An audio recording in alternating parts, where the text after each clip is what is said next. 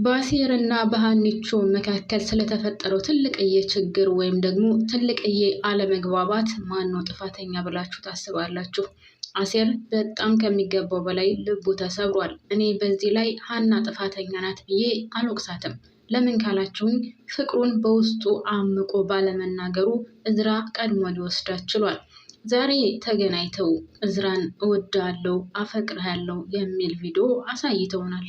አሴር ይህንን ነገር እየተመለከተ ነበር እና እስከ ዛሬ ድረስ ቢናገር ኑሮ ይህ ነገር ይከሰት ነበር?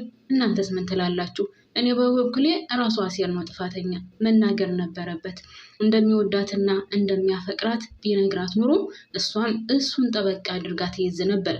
ከማንም ወንድ ጋር ልቧ አይዋልልም ነበር። ግን አልተናገረም። ባለመናገሩ ደግሞ ይህን ትልቅ ዱብ እዳ በዓይኑ ላይ ችሏል አሴር። ሰላም ጤና ይስጥልኝ ውድና የተከበራችሁ የቻናሌ ቤተሰቦቼ እንዴት ናችሁልኝ? ሰላም ናችሁ? ብያላችሁበት ሰላማችሁ ብዝዝት ትረፍረፍ ይበልልኝ። ስለመጣችሁ ወዳችሁና ፈቅዳችሁ ስለመጣችሁ ስለምታበረታቱኝ ፈጣሪ ያክብርልኝ። አሁንም አዲስ የሆናችሁ ካላችሁ ላይክ እና ሰብስክራይብ አድርጋችሁ ቤተሰብ ሁኑ። ነባር ቤተሰቦቼ ስወዳችሁ በእናታችሁ ቪዲዮ ሲደርሳችሁ ሁላችሁም ላይክ በማድረግ ጀምሩት ማለት ነው። እናም ሀሳብ አስተያየታችሁን ደግሞ ዛሬ እንድታካፍሉኝ እፈልጋለሁ። ማነው ጥፋተኛ? አሴር ነው ወይስ ሀና? ባለመናገራችንስ ምን ያክል ችግር ይደርስብናል? ብዙ ነገሮችን በብዛት በዝምታ እናልፋቸዋለን። አዎ መናገር ባለብን ቦታ ላይ እውነት ነው የምላችሁ ቤተሰቦቼ መናገር አለብን።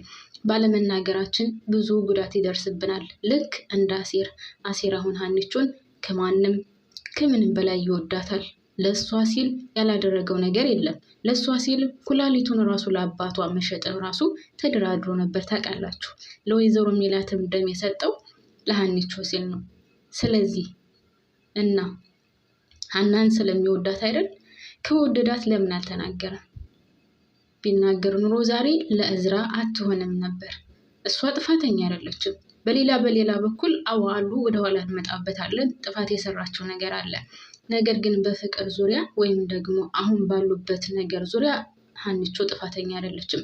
ታስታውሱ ከሆነ እንደውም ሰላም አሴር እኮ ይወድሻል ያፈቅርሻል ብላ ስትነግራት እንዴ ምን ሆነሽ ነው? እኔ እኮ አንድ ጊዜ ጠይቄው ግራ ጋብቶኝ በወሬው ጠይቄው ኧረ በፍጹም አልወድሽም አንቺ እኮ ጥሩ ልጅ ነሽ ብሎ ነበር ያለኝ። እንዴት ነው እንደዚህ የሚሆነው እያለች ነበር።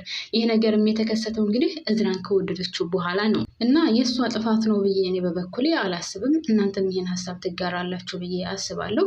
እንግዲህ መጨረሻ ላይ በምንድን ነው ተለያይተው የነበረው? አሴርም ለሀኒቾ ደውሎላት ከትምህርት ቤት ስትወጣ እንዳገኛት ነበር።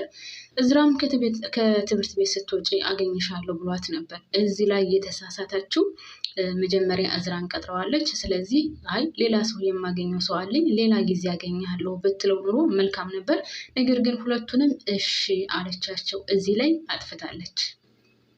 ወይ እዝራን ወደኋላ ማስቀረት ነበረባት ወይም ደግሞ አሴርን ከሁለት አንዳቸው ወደኋላ ማስቀረት ነበረባት። ነገር ግን እሷ ሁለቱንም እሺ አለቻቸውና ቀጠረቻቸው።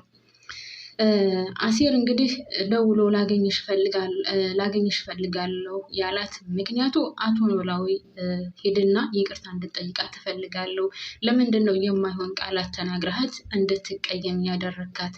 እናም ተዋት በቃ ሀና ብዙ መከራና ሲቃይ እያየች ያደገች ልጅ ናት። አሁን ለትንሽ ጊዜም ቢሆን እንተዋት፣ ከቤተሰቦቿ ጋር ትደሰት፣ ተዋት ብሎ ስላለው እናም ይቅርታ እንድጠይቃት እፈልጋለሁ ስላለው ነው ለሀኒቾ ደውሎ አንተ ካልከኝ እሺ ይቅርታ ጠይቃታለሁ ብሎ እንግዲህ ለሀና እየደወለላት ማለት ነው አሴር። እዛ ላይ ሀና እየተሳሳታችው ነገር ምንድን ነው ካላችሁኝ፣ አሴር ደውሎ ከትምህርት ቤት ስወጪ ላገኝሽ እፈልጋለሁ ሲላት አይ ሌላ ሰው ጋር ቀጥረዋለኝ ሌላ ጊዜ ብትለው ኑሮ መልካም ነበር። ይህን ነገር አሴር ማያይም ነበር።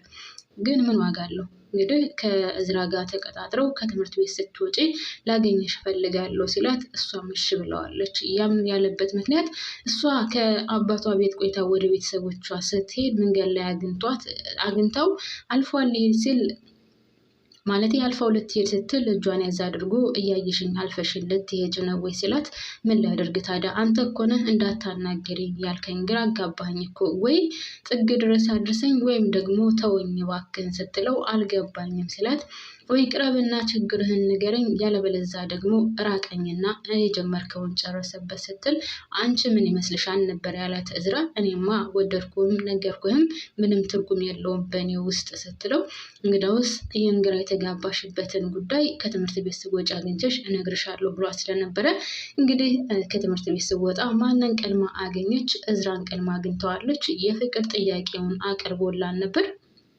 ያው እዛው አብረው ቆመው እያለ አልመለሰችለትም። ነገር ግን ተለያይተው ትንሽ መንገድ ከሄደ በኋላ እዝራ እኔም እወድሃለሁ ስትለው አሴር ሰማ። ልብ አይሰብርም? ማርያምን እኔ በጣም ነው ያሳዘነኝ አሴር። የእውነት ነው የምላችሁ። ይሄ ሁሉ የተፈጠረው ምንድነው? ባለመናገሩ ነው። ባለመናገሩ መቼውንም የማይረሳው ጸጸት ውስጥ መቼውንም የማይረሳ ፍቅር ውስጥ ገብቶ ደግሞ ከዚህ ፍቅር መች እንደሚወጣበት አይታወቅም። በጣም ነው ያሳዘነኝ አሴር እውነት። እና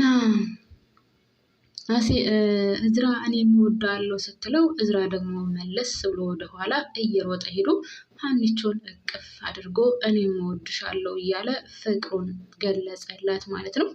ከዛ አሴር እነሱን ሁለቱን እያየ ወደኋላ መለስ ብሎ የመጀመሪያ ጊዜ ሲያገኛት ከዛ ያሳለፉት ምናምን ወደኋላ መለስ እያለ እያስታወሰ እንግዲህ ይጸጸት ነበር ማለት ነው። ግን ምን ዋጋ አለው? የሁላችሁ ቤተሰቦች እውነት አንዳንድ ጊዜ ባለመናገራችን እንደዚህ አይነት ችግር ይደርስብናል። ችግር ደርሶብን ብለን በመያዛችን ሰው ጋር ተጣልተን ወይም ደግሞ የሆነ ነገር በህይወታችን ደርሶ በቃ ተይው ልለፈው በቃ የራሱ ጉዳይ አልናገርም እያለን አንዳንድ ነገሮችን በዝምታ እናልፋቸዋለን። በዝምታ ማለፍ መልካም ነው፣ ግን በተለይ በእንደዚህ አይነት ነገር በዝምታ ማለፍ አለብን ብዬ አላስብም። እኔ ያየሁት ማለት የታዘብኩትን ወይም የተሰማኝን ነው የምነግራችሁ። እና አሴር በጣም ነው ያሳዘነኝ። ይሄ ነገር የደረሰበትም እንግዲህ ዝም በማለቱ ባለመናገሩ ነው። እዝራ ትናንትና መጥቶ እንግዲህ ሀኒቾን ሊቀማው የቻለው። ሀናን እንደሚወዳትና እንደሚያፈቅራት አሴር ገልጾላት ቢሆን ኑሮ እውነት ነው የምላችሁ ከአሴር በላይ የምትወደውና የምታከብረው የለም። ፍቅሩን አትቀበልም ማለት አልነበረም፣ ትቀበለዋለች። እንደውም እልል ያለ ደስታ ነበር የሚይዛት እሱ እወድሻለሁ አፈቅርሻለሁ ቢላት ኑሮ። ምክንያቱም ለእሷ ሲል አሴር ብዙ መስዋዕትነት ከፍሏል። ለእናቷ ደም የሰጠው እሱ ነው። አቶ ኖላዊ እንደዛ ታሞ እያለ ኩላሊቱን ሁሉ ለመሸጥ ተዘጋጅቶ የነበረው እሱ ነው። ሌላው ቀርቶ መስቀሉንና ፎቶውን እንኳን ሰርቀው ሽጠው ለአቶ ኖላዊ መታከሚያ ነው ያደረጉት ተምቹና አሴር። ስለዚህ ለአሴር ፍቅሩን አትቀበልም ማለት ዘበት ነበር። ነገር ግን ባለመናገሩና ውስጡን አብራርቶ ባለመግለጹ እንግዲህ ዛሬ ካለበት ደረጃ ደርሷል። እና እኔ እዚህ ላይ ሀና ጥፋተኛ ናት አልልም። በበኩሌ ጥፋተኝነቷ የሀና አባቷ መተዋ ነው። አባቷ መተዋ፣ ማንነቷን መርሳቷ፣ የነበረችበትን ቦታ መርሳቷ ከሚገባው በላይ የሚያሳዝን ነው።